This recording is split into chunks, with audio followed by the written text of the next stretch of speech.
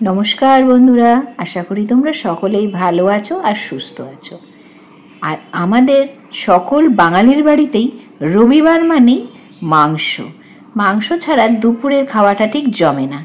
মাংস, গরম গরম সরু চালের ভাত, আর তার সাথে যদি একটু স্যালাড আর টমেটোর চাটনি হয়, রবিবারের দুপুর এবং তার ভুরিভোজ যেন জমে ক্ষীর। সেই জন্যই আজ বানিয়ে নিলাম আমি লাল লাল অনুষ্ঠান বাড়ির মতন মাংস। আর এই মাংসটা রান্না করতে হলে সবার প্রথমেই যেটার প্রয়োজন সেটা হচ্ছে, তুমি যে মাংস দিয়ে রান্না করো, দেশি বা ব্রয়লার যে কোনো মাংসই, সেটা ভালো করে ধুয়ে বেছে একদিকে আমি জল ঝরাতে রেখে দিলাম।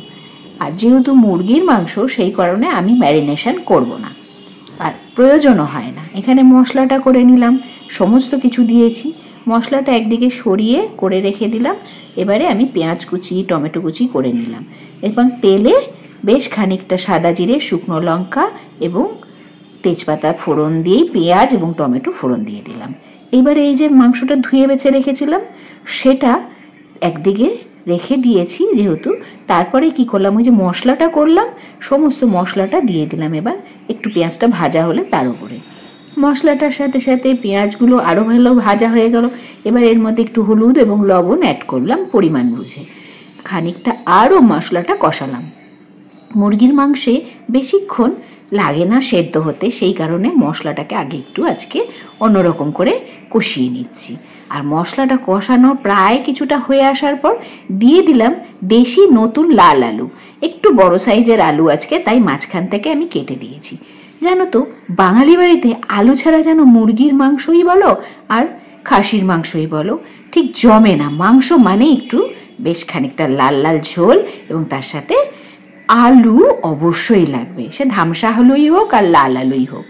তা চলো, মাংসটা একটুখানি কষানোর পরে দিয়ে দিলাম আমি সেই মশলাগুলোর উপরেই। আলুটাও কিছুটা ভাজা হয়ে গেছে, এবার মাংসটাও আস্তে আস্তে এর মধ্যে কষাতে থাকলাম। বেশ আঁচ কমিয়ে দেখো আমি মাংস কষাচ্ছি, আর একটু একটু করে কিন্তু মাংসের গায়ে রং ধরতেও শুরু করে দিয়েছে। আমি কিন্তু শুধুমাত্র টমেটো দিয়েছি। এই রান্নায় আমি কিন্তু টক দই ইউজ করব না, কারণ এটা একেবারেই অনুষ্ঠান বাড়ির মতন একটা রান্না হবে। তোমাদের দেখে কার কার জিভে জল চলে আসছে এখনই বলো তো? মনে হচ্ছে না যে ইস, কেউ যদি আমায় একটুখানি এইরকম কষানো মাংস এই মুহূর্তে প্লেটে করে দিত? আচ্ছা, চলে এসো আমার বাড়িতে। আর আমার এই রান্নাটা যদি ভালো লাগে তাহলে আমার চ্যানেলটিকে একটু সাবস্ক্রাইব করে রেখো, তাহলে তোমরা নতুন নতুন বেশ সুন্দর সুন্দর রেসিপি আমার এখান থেকে পেয়ে যাবে ঠিক এই সময় প্রতিদিন দুপুরবেলায়। আচ্ছা চলো, মাংসটা কিন্তু আমার কষানো প্রায় হয়ে এসেছে। রান্না কিন্তু এখনো কমপ্লিট হয়নি, কারণ আমি বললাম না অনুষ্ঠান বাড়ির মতন করে রান্নাটা করব।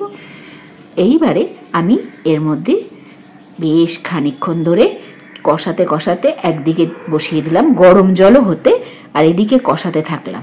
একটা গ্যাসে আমি কিন্তু গরম জল বসিয়ে দিয়েছি। এর মাঝে আমি আরও বেশ কয়েকটা কোয়া রসুন আমি দিয়ে দিলাম, অ্যাড করে দিলাম। আমি আজকে গোটা রসুন এর মধ্যে দেব না। আর এইদিকে যে গরম জলটা বসিয়েছিলাম ঝোল দেওয়ার জন্য, সেটাও হয়ে গেছে। দিয়ে এটা এবার মাংসের মধ্যে দিয়ে দিলাম। এইবারেই আমি যেটা আসল জিনিস দিলাম সেটা হচ্ছে একটু গোলমরিচের গুঁড়ো। এরকম লাল লাল ঝোল যদি অনুষ্ঠান বাড়ির মতন মাংসের হয়, তার মধ্যে একটু কিন্তু ঝাল বেশি লাগবেই। আমার কিন্তু গোলমরিচটা দেওয়ার পরে টকবক করে ঝোল ফুটে ওঠার পর আমি রান্নাটা শেষ করলাম এবং গ্যাসটাও অফ করে দিলাম। স্ট্যান্ডিং টাইমের জন্য রেখেছিলাম 10 মিনিট, আর এখন সেটা বেড়ে নিলাম। তোমাদের এই রান্নাটা কেমন লাগলো অবশ্যই কমেন্ট করে জানিও। আর খেতে তো দুর্দান্ত হয়েছে। চলো এখন সকলের জন্য বেড়ে নিচ্ছি, আর তোমাদেরকেও একটু সেটা শেয়ার করছি।